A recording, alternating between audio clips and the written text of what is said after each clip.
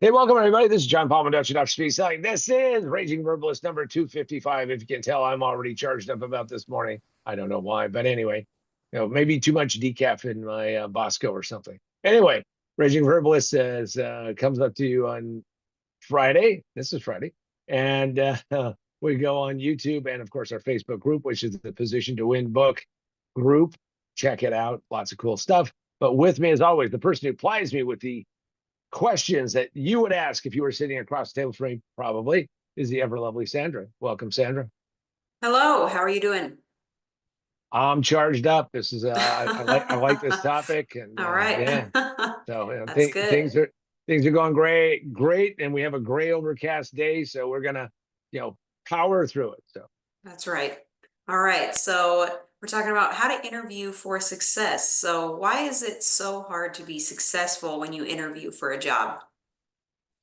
well, this applies to not just interviewing for a job, but we'll talk about interviewing for jobs. And because of being a turnaround specialist, I can tell you I have fired lots and lots of people who, and then that means I had to hire a bunch of people. So I've done a lot of being on that side of it. I've actually won a fair number of interviews that I've had to go through and all of that. So I think the biggest thing is that there is this fear of rejection, and that's a big one. And if you are at all concerned about being rejected, then you've got to think about methods to deal with that. But the difficult thing is that know that every time they ask you a question, and they give you that steely eye, so what did you do? How did you do this? Can you tell me about yourself? What do you think are your best qualities? What do you think are your worst qualities? And by the way, never answer, well, I really don't have any worst qualities, or my worst qualities are really my best qualities. Really? That makes you a pretty bizarro person. So I think the biggest thing is fear of rejection is at the core of all of that. And who wants to be rejected, whether it's in a job interview, a business discussion, trying to connect with somebody, the love connection. But somewhere in there that happens and people hate rejection. And can you expand on rejection a little more?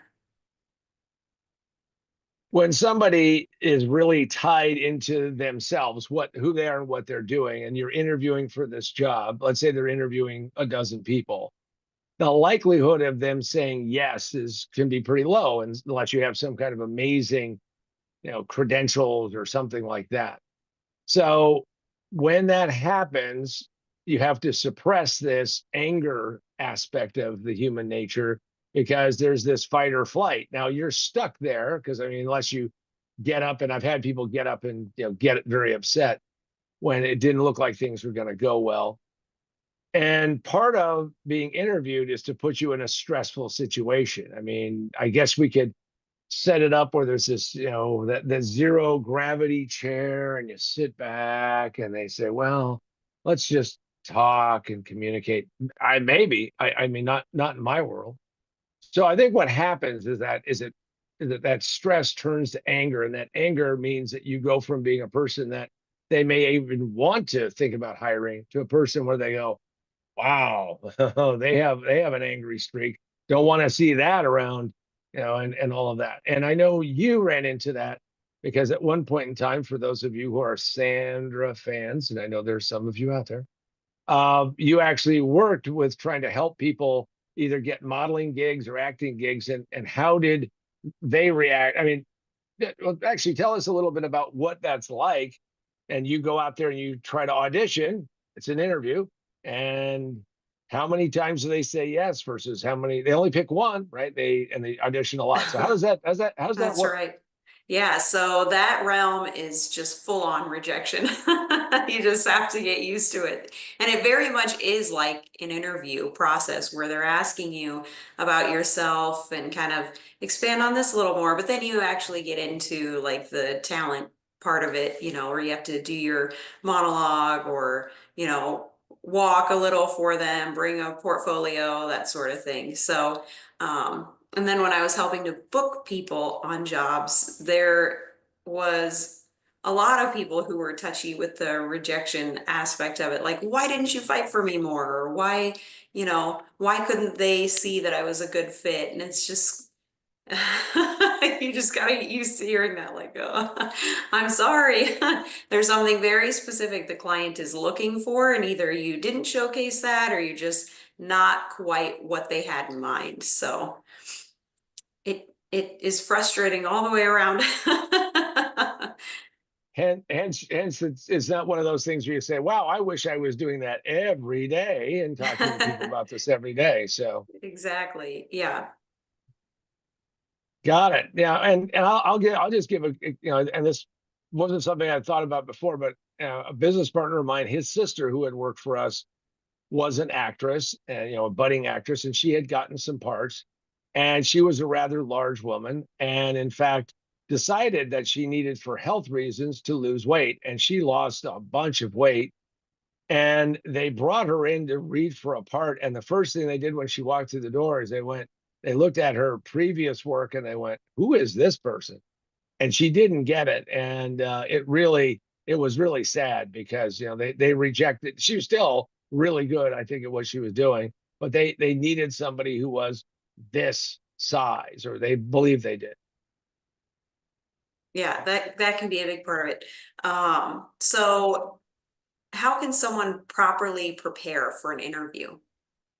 Well, there's lots of things we could talk about, and maybe we'll go into greater detail if this becomes a popular topic. But I always say you need to learn how to write a 30-second commercial about yourself. Yeah, I meet people all the time, and I mean all the time. In fact, my business partner Gabe says, John, you can't help but talk to people. And I'm always curious when you get into it, can they deliver what I would call a 30-second commercial? Now, you can tell a lot of things in 30 seconds, but you have to be smart about it. And I think one of the best ways to prepare for an interview is to have that 30 seconds nailed down. So that way it works and that you're not fumbling and stumbling and then driving home or on the plane going, oh, why didn't I say that? That would have been the perfect thing to say. I want to call them on the phone. Oh, I'm sure nobody's ever had that happen, but that happens a lot. So part of it is that to develop a 30-second commercial is a good way to prepare because it forces you to get out of yourself and say, what are the things I'm going to say and how much can I say it? And by putting a deadline and a time on it, it means that you can't go overboard and have way too much information. And how much can you actually say in 30 seconds? Well, one of the things I've done in my life is write copy for media such as television, radio, and now of course the internet's there. Now, if you are going to write a 15-second spot, a 30-second spot, a 60-second spot, and I'm going to read this so I don't screw it up. And lots of times people will try to say basically how many words can we put into that bag? So I'm going to give you some hints. If you're going to do 15 seconds, you got 30 to 40 words. Now, if you think that's a lot, it's not. You got to, and you have to be able to tell like a complete story. That's why when I hear people go, well, let's see, I was working for, it was March. No, I think it was more April. You don't have that much time. Nobody cares. Nobody wants to listen to the story. It's the stumble, fumble, mumble, you're troubled. So if you're going to do 15 seconds, you got 30 to 40 words. You're going to do 30 seconds, you have 75 to 85 words. And if you do 60 seconds, you have 150 to 170 words. And what you want to do is you want to make sure that every single word counts. Also, if you're going to bring up things like numbers, if you're going to say any kind of numbers, understand numbers are something that it jumbles in their head. They don't understand what you're saying. It goes, what? And then you got a problem with that. So make sure you do understand you do that. Also, the audience, you have to kind of change it up a little bit. Now, if you learn it cold, I mean, where not like you've never seen it before, but you just don't want to sit there and go through this process of, geez, I say it the exact same way every single time. It's got to be more conversational. And then the other thing is you got to understand that you need to be able to do what's called a live read in the business. When you hear a really well done commercial, somebody has worked on it, experienced voice people do this. And therefore, you need to think about simplifying the messaging. You need to reduce the stumbles. And often you need to leave a little bit of room so you can tweak it a little bit. So, you know, Understand that these are tried and true. It's how people have been writing ads for, again, radio, television, and now the internet. And keep that in mind. So if you do that, you'll have a much better outcome.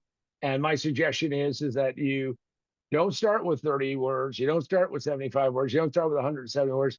You write as many as you need to tell the story, and then you have to start trimming and cutting and working on them, and you will have a much better, cleaner way to do it. And is there a checklist you can go through? I believe that if you're going to go for a job interview, you're going to go something that's important on your career. You know that there are going to be things that they're going to bring up, that you start by building, and we're not going to hand out a checklist today. I want you to do some work. I know that's like a 4-letter word. It's a terrible thing to say, work. I mean, it's worse than the F word. Oh my goodness. But here's the first thing, is that what are you going to wear? Now people will start thinking about that, like, well, maybe just before they're going to be interviewed. Not a good idea. In fact, one of the things that I did a lot is I built a wardrobe, especially when I was doing lots of speaking for companies and then for audiences. And I built a wardrobe, built a persona, and knew what I was going to wear every single time. Now, if you're a slave to fashion, maybe that's not enough for you, but I'm going to tell you that's a place to start. Also, what are the things that you're going to need? I have seen people show up at interviews and not have things like a pen, piece of paper. Maybe they bring their laptop. They almost always bring their phone, of course, but you got to know what you're bringing and why it's there. Everything there is important. If you want to go back to Sun Tzu and the Art of War and building the environment, that environment, whether it's sitting across the table at a restaurant and being interviewed, that is the battlefield that you're fighting on. So start thinking about those things as you go to build the checklist. The other thing that you might want to do is you might want to go out and do yourself a big favor and make sure that you have figured out the most important thing, which of course I wrote a book about with my business partner, co-conspirator. And that is, most businesses fail in the first 5 minutes. It just takes them 3 to 5 years to realize it. We could convert this, but it would be a different type of book, which is most interviews fail in the first 5 minutes. It just doesn't take 3 to 5 years, because they're going to go, wow, who is this person and why they're here? But go check it out. You can get this physically from us. Yeah. Ooh, gotta get, and that is positiontowinbook.com, positiontowinbook.com. You can also get it from Amazon, Barnes & Noble, Books A Million, all places that books are sold, because they can always order it. And you can then you can get a digital copy from Kindle, Nook, and Apple iBooks. So check that out. Also, if you're going to be doing this, you're going to be doing Zoom calls and all that, you might check out Remote Work for a Better World. We wrote it because of the pandemic. And it's surprising when I watch interviews that are done on cable TV and they have the remote talent, and it is, wow, why didn't they go and spend money to buy our book, which is exclusively on the Amazon Kindle store? Check that out. You'll learn some things, and you'll probably make it easier and better, because the worst thing you can do is be in the middle of a great statement. You're talking, you're doing great, you sound amazing, and then the technology goes, and then what do? It's terrible. Now, also, if you're at positionatwinbook.com, you might check out and pick up, maybe this will help everybody. I think it would be an overstatement, but I believe that it would help you to have a little bit of Raging Verbalist in you every single day. Go check out our mug. And of course, the upcoming Thrive in 25 coaching program that I'll be introducing in December. And go check that out. All right, Sandra, where do we go next? All right, so I know you've interviewed business owners. So what's one of the most unique? Well, I have to think back, and you actually, I think, did I know you did the editing on this one. So uh, I'm a big libertarian believer. That's my lane that I'm in, and so always like to go to Freedom Fest. And I did for Freedom Fest in 2019. I ended up doing 42 interviews of speakers. And that was kind of cool. We would have done more if they would have, responded and everything. But hey, here's what we did. So we start doing this process, and we're sitting there and we do these interviews. And the interviews are pretty much Talk to me about what you're going to talk about at Freedom Fest. What are some of the things that people should know about you? On and on and on. So this guy comes on, and I have a little bit of prep. We had somebody who was acting as a booker, and she gave me all the prep that I needed. And I get this guy on the phone, on Zoom actually, and he shows up in pajamas. Now, this isn't like, Playboy Mansion, Hugh Hefner in pajamas kind of thing. This is the guy's waking up and in pajamas. Now, that's bad enough, but he's got a toddler that's running around at, crazy speed, screaming and yelling, yeah, and that's going on. But then he decides that he's got to go find a shirt because, oh wow, I'm doing an interview. And I'm sitting there going, you knew this was going to happen and you didn't get ready for it. He changes his shirt on camera. I mean, he isn't even smart enough to like, hey, you can always turn off the video. And then we hear him, not discreetly enough, changing his pants and zipping up. I mean, it was not that kind of interview. So to me, that was probably one of the most unique ones. And I give Sandra uh, kudos for being able to get through the editing process. The saddest thing is that the guy shows up at Freedom Fest. I run into him because these were done pre-event. These are to help promote the event, but promote people who are going to be at the event. And he goes, "Well, I felt that was a really solid interview." I was like, "Wow, you have like zero self-awareness, buddy." So that one, Sandra, I'd have to say is the most unique one. And as you were, and I warned you, but there's no way to warn that, is there? No, I couldn't believe it when I saw the video. I'm like, what is he doing? Unique is a nice way of putting it. Oh, Just goodness. crazy. Yeah. Yeah. Oh, gosh. So in some cases, but I don't want to embarrass the guy. It's almost like we should release it as, and have one of those coaches clickers and then arrows saying, "Don't do this, don't do this, don't do this, don't do this." Right. Yeah. Oh, yeah, Uh, that was crazy. and he was in his pajamas because he was laying in bed in the beginning of that interview, if you recall. Oh yeah, yeah. I left that part out. Yeah, he answered the Zoom. He got on Zoom with the laptop perched on his tummy, and we were getting great nostril shots. So it was you know unreal, surreal. I mean, yikes. One for the record. One for the record. That's right. All So right, so so so hang on. So a lesson to all of you: don't do that. that's right. That's right. All right, so things have changed in how interviews are done. So what are different ways that interviews are conducted today? Well, every way that anybody can communicate, they'll do interviews. I've not experienced people doing interviews via texting yet, but people will do phone interviews. And by the way, phone interviews, especially with the way we have cell phones, there are some things that you should be very well aware of. I mean, they can hear you doing other things. And by the way, if you ever hear that echo, echo, echo, that means they're in the bathroom. No, it's just crazy stuff that people do. So yeah, there's phones, there's Zoom and video calls, and those are becoming much more popular. And this is back to, absolutely telling you that you should buy the book, Remote Work for a Better World. Shameless plug, because people do all kinds of really stupid things on Zoom, in particular, having dogs, toddlers, wives, wow, all of that. Now, people have made a little bit of fun of that, but it's getting a little crazy out there. Also in person, so if you're going to be in person, people are going to look at you across the table. They're going to talk to you. You're going to see the whites of their eyes. Also, interviewing by a group of people, I've had that happen. I was working on getting a gig, and they had me stand up in front of like a half dozen people. Hey, we're trying to make a better decision, so we're gonna have everybody sit there.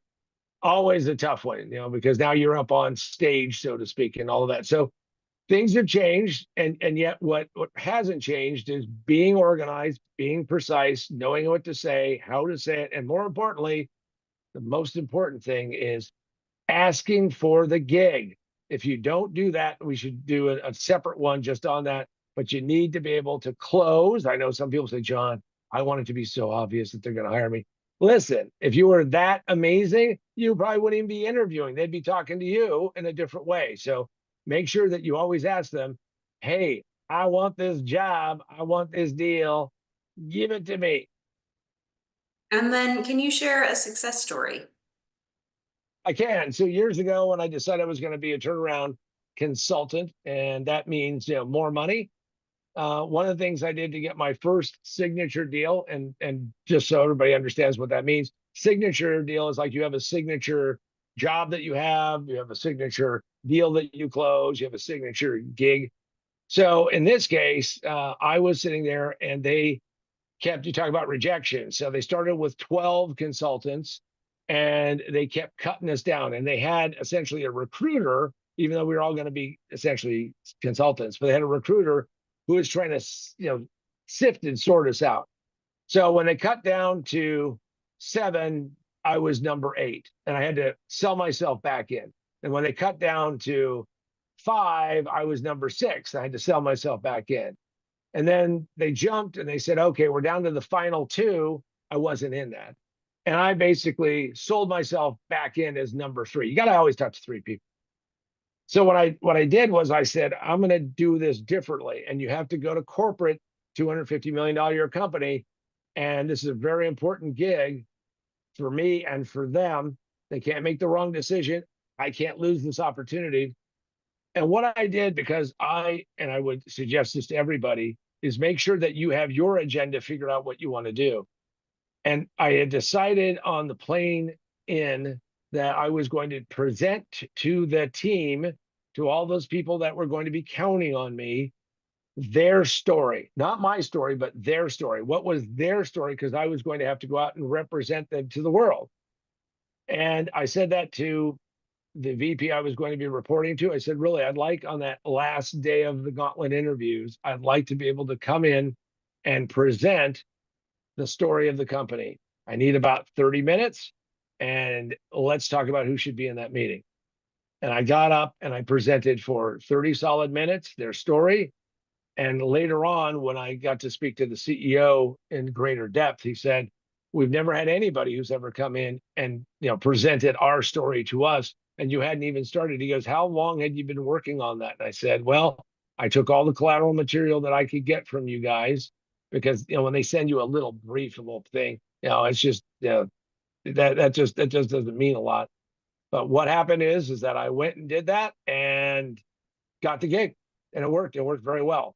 And with that, I just want to say that all of you who are out there are trying to interview and try to get things done, go out there, make a big effort, make sure you prepare ahead of time, and understand that rejection isn't the end, maybe isn't even the middle, but somewhere in there, you're going to get rejected again and again. So for myself, John Paul, Dr. Speed Selling, and the ever lovely Sandra, this has been Raging Verbalist number 255. Come back and join us again. Hopefully you got some of the good information, insights out of this, and Raging Verbalist is done.